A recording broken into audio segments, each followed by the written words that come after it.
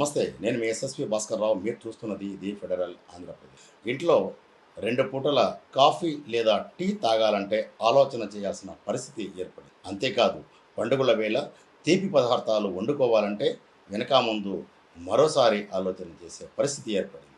దీనికి ప్రధాన కారణం ఈ ఏడాదిలోనే వరుసగా 3-4 సార్లు చక్కెర, బెల్లం ధరలు పెరిగాయి. ప్రస్తుతం కిలో రూ. 60 నుంచి రూ. 70 వరకు పలుకుతున్న దాఖలాలు కనిపిస్తున్నాయి. బహిరంగ మార్కెట్లో చక్కెర కొరత వల్ల ఈ పరిస్థితి ఏర్పడడానికి దారితీసిన అంశాలేంటి? రాష్ట్రంలో చక్కెర ఉత్పత్తి కర్మాగారాల స్థితి ఎలా ఉంది? ఈ పరిణామాల నేపథ్యంలోనే చెరకు ఉత్పత్తి చేయడానికి రైతులు ఎందుకు సాహసించడం లేదు?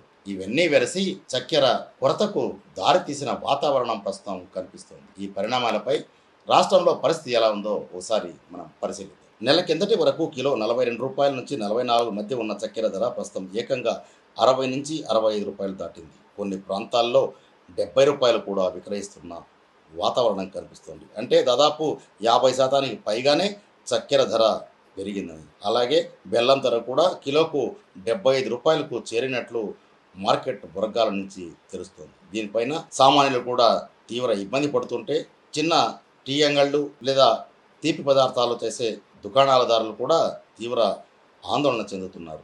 ఈ పరిస్థితి తాత్కాలికమే అయినా ధరల పెరుగుదల అనేది సామాన్యుడి నుంచి ఉన్నత స్థాయి వరకు ప్రతి ఒక్కరూ ఇబ్బందులు పడుతూనే ఉన్నారు. ఒకవైపు ప్రభుత్వం, పరిశ్రమ వర్గాలు దేశంలో చక్కెర కొరత లేదని చెబుతుంటే మార్కెట్లో మాత్రం ధరలు ఎందుకు ఆకాశాన్ని అంటుతున్నాయి?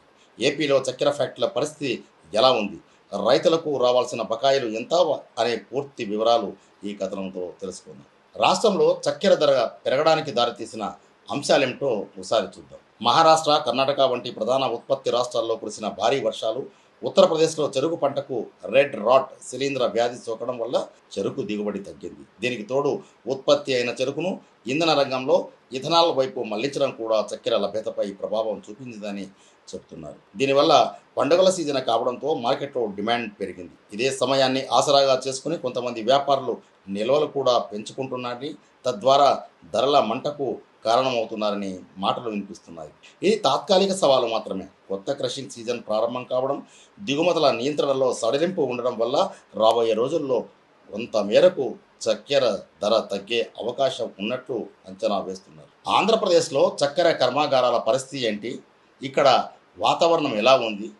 ఉత్పత్తి తీరు ఎలా ఉందో ఒకసారి చూద్దాం. ఏపీలో ఒకప్పుడు సహకార రంగం, అలాగే ప్రైవేటు రంగాలు కలిపి సుమారు 29 కంటే ఎక్కువగానే చక్కెర కర్మాగారాలు పనిచేసేవి.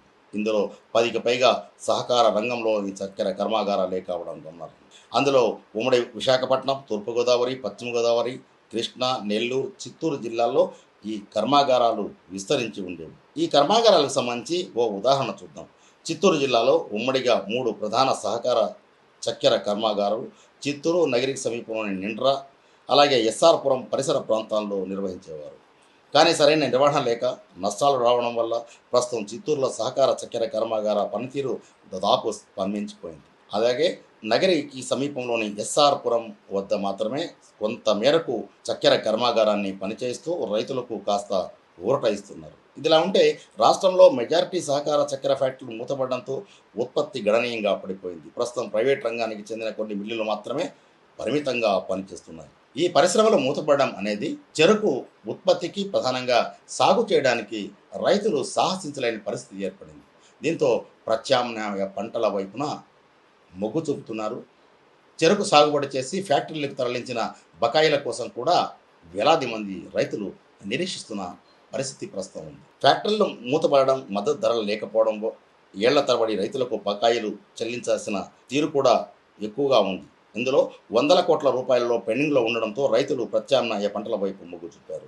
దీనివల్ల ఏపీలో చెరకు సాగు విస్తీర్ణం గణనీయంగా తగ్గిపోయింది. గతంలో పరిశ్రమలన్నీ పూర్తి స్థాయిలో నడిచే సమయంలో రాష్ట్రంలో దాదాపు 5.5 నుంచి 6 లక్షల ఎకరాలు, అంటే సుమారు 2.2 నుంచి 2.4 లక్షల హెక్టార్లలో చెరకు సాగు జరిగేది.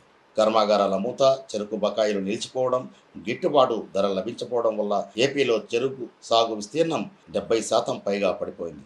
ప్రస్తుతం రాష్ట్రంలో కేవలం 38,000 నుంచి 50,000 ఎకరాల విస్తీర్ణంలో మాత్రమే చెరకు సాగు చేస్తున్నారు. రైతులు చెరకు పంటను వదిలేసి ప్రత్యామ్నాయంగా ఆయిల్ పామ్, సరుగుడు, కొబ్బరి, ఇతర లాభదాయక ఉద్యానవన పంటల వైపు మళ్ళుతున్నారనేది వ్యవసాయ రంగం నుంచి వినిపిస్తున్న మాట. రాష్ట్రంలో వినియోగానికి సరిపడా ఉత్పత్తి లేకపోవడంతో ఏపీ ప్రస్తుతం మహారాష్ట్ర, కర్ణాటక, ఉత్తరప్రదేశ్ రాష్ట్రాల నుంచి చక్కెరను రవాణా చేసుకోవాల్సిన పరిస్థితి ఏర్పడింది. జాతీయ, అంతర్జాతీయ స్థాయిలో కూడా చిత్రమైన పరిస్థితి. దేశీయంగా ధరలను అదుపు చేయడానికి కేంద్ర ప్రభుత్వం చక్కెర ఎగుమతులపై నిషేధం విధించింది. అంతేకాకుండా ధరలను నియంత్రించేందుకు 10 లక్షల టన్నుల వరకు ముడి చక్కెరను సుంకం అంటే డ్యూటీ లేకుండా దిగుమతి చేసుకునేందుకు తాజాగా అనుమతి ఇవ్వడం అనేది కాస్త ఊరట కల్పించే విషయంగా చెప్పవచ్చు. ప్రస్తుతం వినియోగదారులకు అందిస్తున్న చక్కెర అంటే పౌర సరఫరాల శాఖ అందిస్తున్న చక్కెర ఏ మేరకు సరిపోతుందనేది ఒకసారి పరిశీలిస్తే, ఒక కుటుంబంలో 3 లేదా 4 సభ్యులు ఉంటే రోజుకు కనీసంగా 2-3 సార్లు టీ, కాఫీలు తాగే అలవాటు ఉంటుంది. ఆ లెక్కన నెలకు కనీసంగా 4 నుంచి 5 కిలోల చక్కెర వినియోగం జరుగుతుంది.